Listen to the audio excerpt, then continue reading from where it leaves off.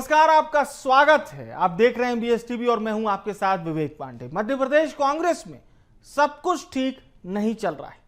उनके नेताओं के बीच चल रही उठापटक अब खुलकर सामने आने लगी है। सीनियर और जूनियर नेताओं में मानो सियासी जंग चल रही है। कांग्रेस के इसी गृह युद्ध पर बीजेपी ने तंज कसा है। ये पूरा माजरा जानिए इस रिपोर्ट में। इसके बाद हम करेंगे कुछ खास मेहमानों के साथ चर्चा। मध्य प्रदेश कांग्रेस है कि संभलने का नाम ही नहीं ले रही। कांग्रेस के अंदर ही सियासी भूचाल मचा हुआ है। कांग्रेस के इसी गृह युद्ध की वजह से बीजेपी को बैठे बिठाए मुद्दा मिल रहा है। ताजा मामला दिग्विजय सिंह से जुड़ा है। दरअसल 2 दिन पहले इंदौर में दिग्विजय सिंह शीतला माता बाजार में नौकरी से निकाले गए मुस्लिम कर्मचारियों से मिलना चाहते थे, लेकिन पुलिस ने उन्हें रोक लिया। दिग्विजय सिंह के बिना जानकारी के इस दौरे पर सबसे बड़े शहर के कांग्रेस अध्यक्ष चिंटू चौकसे ने सवाल खड़े किए। उन्होंने समन्वय समिति की बैठक में इस मुद्दे को उठाते हुए कहा कि बड़े नेता हो या फिर छोटे नेता, सभी को संगठन की सहमति से किसी मुद्दे पर कोई स्टैंड लेना चाहिए। ये बहुत आवश्यक है कि इंदौर की क्या पोजीशन है, क्या स्थिति है। कोई भी नेता आए और बोलेगा मैं यहाँ जाऊंगा, वहाँ जाऊंगा, ऐसा करूंगा, वैसा करूंगा। पहले शहर और जिला अध्यक्ष के प्रभारी जी से, संबंधित विधानसभा के प्रभारी से हम चर्चा करेंगे, उसके बाद ही किसी मूवमेंट को आगे बढ़ाएंगे। कांग्रेस में all is not well. Senior junior नेताओं में छिड़ी जंग। वर्चस्व की लड़ाई नेताओं के अहम पर आई। कांग्रेस अपने गृह युद्ध से कैसे निपटेगी? लीडरशिप पर सवाल, कैसे बेड़ा होगा पार? सीनियर बिगाड़ते जीतू का सियासी खेल। चिंटू चौकसे के दिग्विजय सिंह के फैसले पर उठाए गए सवाल पर कांग्रेस के पूर्व अध्यक्ष अरुण यादव भी कूद गए। उन्होंने चिंटू का नहीं बल्कि दिग्विजय सिंह का समर्थन किया और कांग्रेस की अंतर्कलह पर मुहर लगा दी। उन्होंने सोशल मीडिया पर लिखा कि सिर्फ भाषणों और बयानों से जहरीली विचारधाराओं से संघर्ष कर पाना नामुमकिन है। पार्टी की विचारधारा के लिए वैचारिक और सतही संघर्ष समय की मांग है। सभी मिलकर संघर्ष करेंगे तो सरकार बनाने का सपना पूरा होगा। अरुण यादव की इस पोस्ट का समर्थन करते हुए दिग्विजय सिंह ने पोस्ट को शेयर भी किया। कांग्रेस की अंतर्कलह पर बीजेपी विधायक रामेश्वर शर्मा ने कहा कि पूरी कांग्रेस में गृह युद्ध चल रहा है। वहीं कांग्रेस के पूर्व मंत्री पीसी शर्मा ने कहा कि दिग्विजय सिंह को कोई कहीं जाने से नहीं रोक सकता। अरुण यादव ने पार्टी को मजबूत करने की बात कही कि कांग्रेस में सब कुछ सामान्य नहीं है। अब कांग्रेस में उठापटक तेज है और सब एक दूसरे को नीचा दिखाने की कोशिश कर रहे हैं। और दिग्विजय सिंह जी जिस तरह अपने वर्चस्व को मध्य प्रदेश में स्थापित करना चाहते हैं, तो जीतू पटवारी जी और उमंग सिंगार को अपदस्थ करना चाहते हैं। खैर, उनकी कांग्रेस की आंतरिक कलह है। मैं तो माता रानी से प्रार्थना करूंगा कि जो कुछ कांग्रेस चल रही है वैसे ही 100 साल तक चलती रहे। हमारी तरफ से हार्दिक शुभकामनाएं। देखिए, अरुण यादव जी सीनियर लीडर हैं, प्रदेश कांग्रेस के अध्यक्ष रहे, केंद्रीय मंत्री रहे। वो उनकी जो भी भावनाएं रही होंगी, एक खानदानी कांग्रेसी है वो, उनका मंतव्य केवल ये रहा होगा कि कांग्रेस को जमीन पे धरातल में कैसे मजबूत किया जाए। उन भावनाओं को उन्होंने व्यक्त किया होगा। PCC chief Jitu Patwari party के सीनियर नेताओं के बीच तालमेल और समन्वय बैठाने में फेल साबित हो रहे हैं। जब उनके समर्थन वाले नेता सीनियर पर सवाल खड़े करते हैं तो फिर सीनियर भी एकजुट होकर जीतू पटवारी का खेल बिगाड़ देते हैं। अब सवाल ये है कि 2028 में सरकार का दावा करने वाली कांग्रेस का सपना क्या सपना ही रह जाएगा या फिर पूरा होगा? बीएसटीवी के लिए भोपाल से मनोज राठौर की रिपोर्ट। तो इससे आपको पूरा मामला समझ में आया होगा। अब हमारे साथ 3 खास मेहमान चर्चा के लिए जुड़ रहे हैं। हमारे साथ स्वाति गौरव चोपड़ा जी जुड़ रही हैं, प्रवक्ता हैं भारतीय जनता पार्टी की, बहुत स्वागत है। सीता शरण सूर्यवंशी जी हमारे साथ जुड़ रहे हैं, आप कांग्रेस पार्टी के प्रवक्ता हैं, आपका स्वागत है। सुनील दत्त तिवारी साहब हमारे साथ जुड़ रहे हैं, मध्य प्रदेश के वरिष्ठ पत्रकार, बहुत बहुत स्वागत सभी मेहमानों का। शुरुआत करते हैं सूर्यवंशी जी आपसे। इस वक्त सोशल मीडिया पर यह पोस्ट चलना और इंदौर में इस तरह की प्रतिक्रिया आना, नाम नहीं लिया गया लेकिन एक बड़े नेता के लिए, और फिर अरुण यादव का ये पोस्ट, पहली प्रतिक्रिया आपसे, ये सब क्या चल रहा है? देखिए विवेक जी, ये अंदरूनी जिस समय कांग्रेस के अंदर, और कांग्रेस एक बृहद, जब मैं एक छोटा सा उदाहरण से शुरू करता हूं कि ए.यू. हुयूम द्वारा जब भारतीय राष्ट्रीय कांग्रेस की स्थापना हुई 1885 में, जी। तो इनके फादर ने जो डॉक्टर अंबेडकरी भाषा और गोलमेज सम्मेलन का जो भाषण दिया था लंदन के संसद में, तो उनको उनको उस संसद गिरी से निकाल दिया था वो ये यू हुयूम के पिताजी को। तो ये वो कांग्रेस पार्टी है, वो बृहद पार्टी है, और इस भारत से लेकर के प्रदेशों में और हमारे मध्य प्रदेश में ये अंदरूनी जिस तरीके से जो उस उल्टे चश्मे से बीजेपी देखती है कि बीजेपी में नाना प्रकार की बीजेपियां जो बन गई हैं, तो इनको उल्टे चश्मे से दिखाई देता है कि अंदरूनी कलह कांग्रेस में है।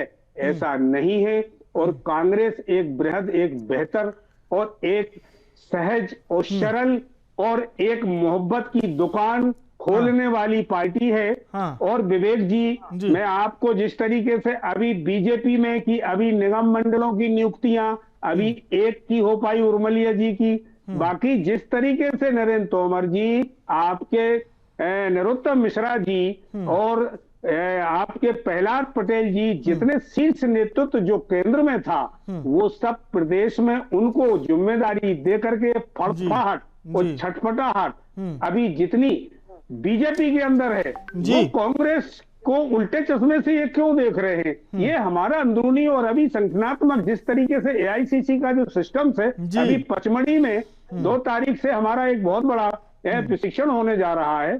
तो ये जो बीजेपी का जो सिस्टम है, ये अपने घर में झांक कर देखें और बीजेपी अपनी कलह को ठीक करें और ज्योतिरादित्य ग्रुप को भी ठीक करें, तो ये बहुत जनहित में और प्रदेश हित में होगा। चलिए रुख करते हैं बीजेपी का ही और समझने की कोशिश करते हैं कि आखिर स्वाति जी, जब सवाल किया गया सूर्यवंशी जी से, वो तो कह रहे हैं कांग्रेस में सब ऑल इज वेल है।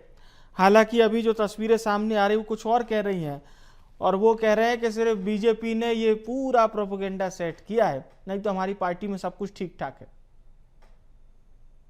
देखिए, ये सब देख पा रहे हैं, चाहे कितने भी प्रयास किए जाएं, पर एक बात साफ है कि सब कुछ ठीक नहीं है, all is not well.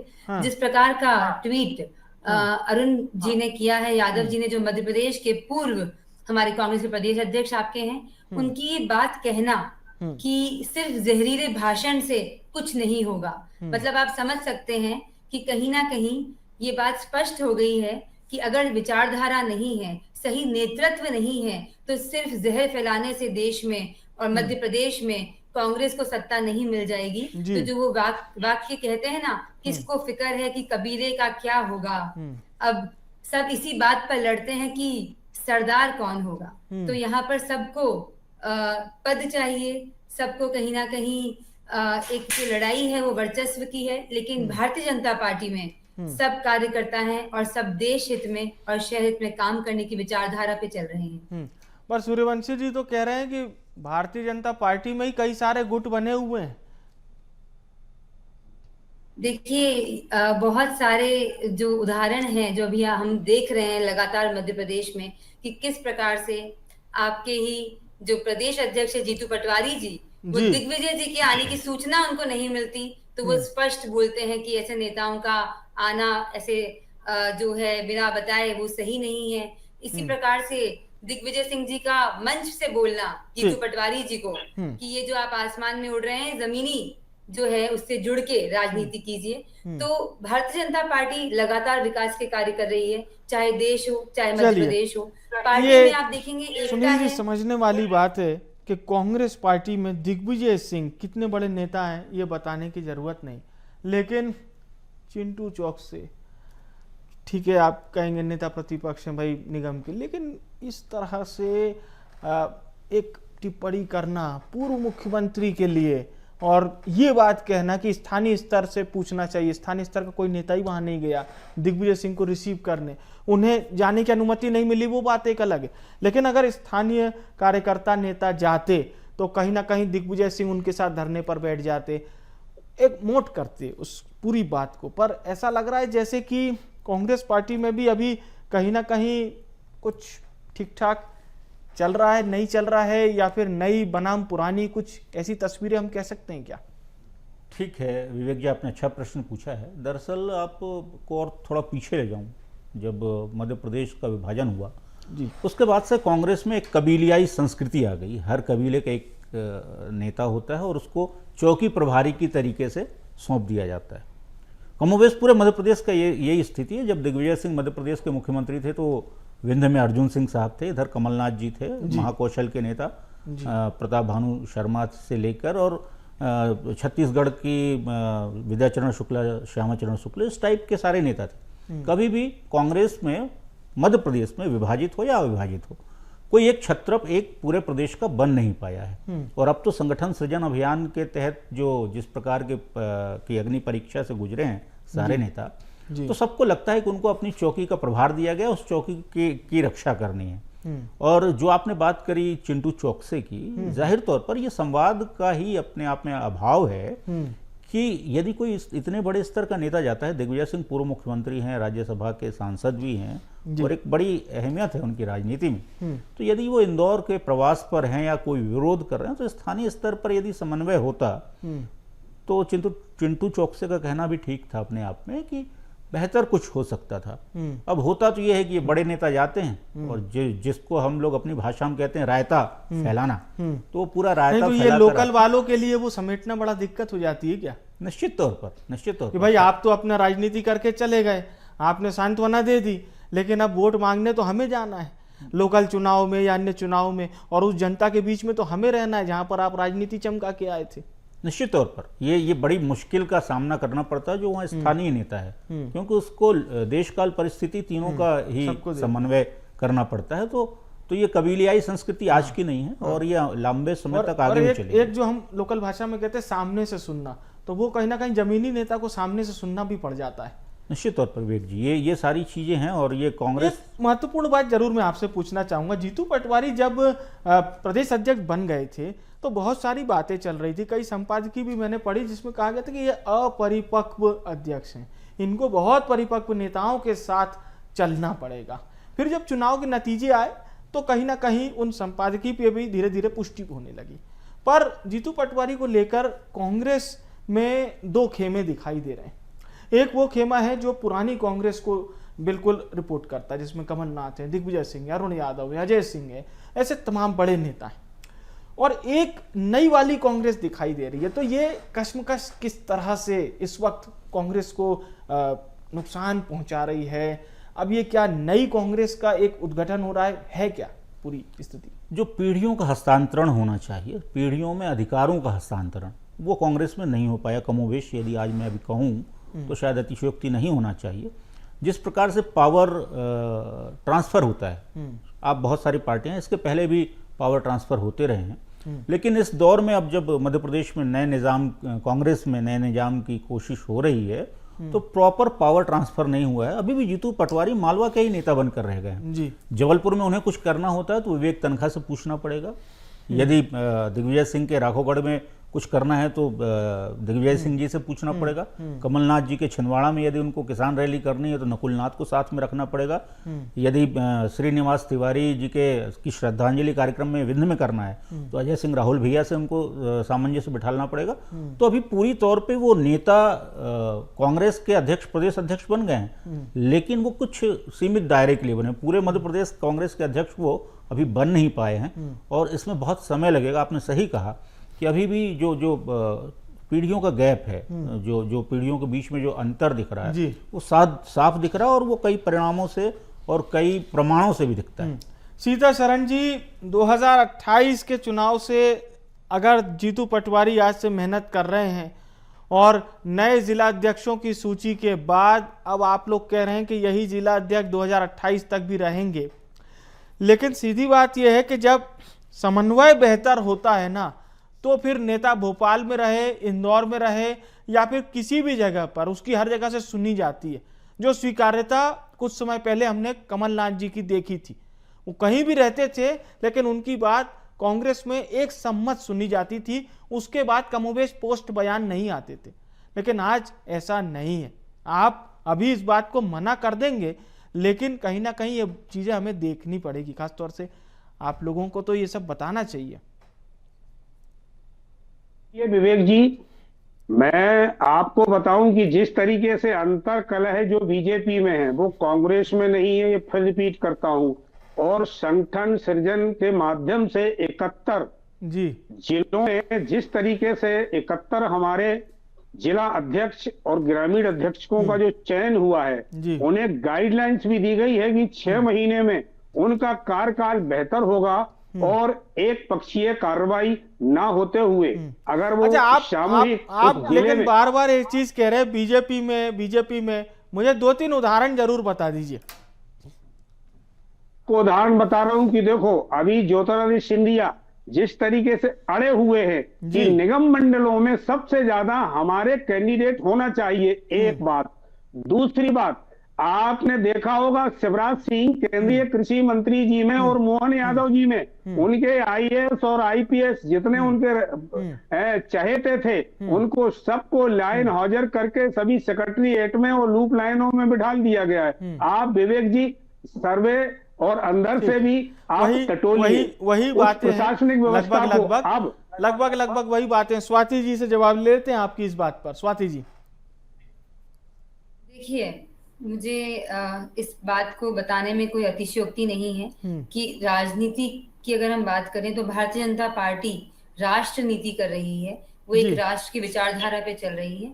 Congress का जो अभी वर्तमान में मुझे लगता है कि जो मुख्य समस्या है, कहते हैं ना कि ट्रेन का इंजन खराब है और डब्बे बदले जा रहे हैं, तो वही कुछ हालत हमारे कांग्रेस की है कि जो मुख्य नेतृत्व है, जो विचारधारा है, जो संवेदनशीलता है, जो अमर्यादित पार्टी कांग्रेस बन चुकी है, जिस प्रकार की बातें आती हैं, तो कहीं ना कहीं वो राष्ट्र को किस दिशा में ले जाना चाहते हैं। और जो अरुण यादव जी का ट्वीट था, उन्होंने उसमें साफ कहा है कि ये जो भाषणबाजी है, जहर फैलाना है, या फिर जो उनका था कि जो संघर्ष है मध्य प्रदेश में सरकार बनाने के लिए, तो आप देखिए उनका मुख्य जो एम है वो सरकार पाना, सत्ता पाना है। पर पार्टी, भारतीय जनता पार्टी का मुख्य जो संकल्प है वो देश को कुछ बनाना है, वैश्विक पटल पे आगे ले जाना है। चलिए आप दोनों की बात को ही सुनील जी से कंटिन्यू कर लेते हैं। सुनील जी, ये बात क्या आपको लगती है कि एक अध्यक्ष बीजेपी ने चुन लिया हेमंत खंडेलवाल के तौर पर, अब आप नजर डाल लीजिए ट्विटर, फेसबुक, इंस्टाग्राम के उनके विरोध में बीजेपी के पूर्व महामंत्री, पूर्व विधायक, पूर्व सांसद, पूर्व मंत्री ने कोई पोस्ट किया हो, कोई बयान दिया हो, विवाद किया हो, लेकिन आप जैसे ही, फिर हो सकता है सूर्यवंशी जी को मेरी बात अच्छी नहीं लगेगी, आलोचनात्मक लगेगी, पर जैसे ही आप कांग्रेस में देखते हैं जिला अध्यक्षों की सूची आई तो आप पटवारी जी का फोटो लगाकर उस पर चप्पल मार रहे हैं, उस पर कालिक पोत रहे हैं, उनके पुतले जला रहे हैं, वो भी कांग्रेस के ही लोग जो कांग्रेस जनता से कांग्रेस के लिए वोट मांगते हैं।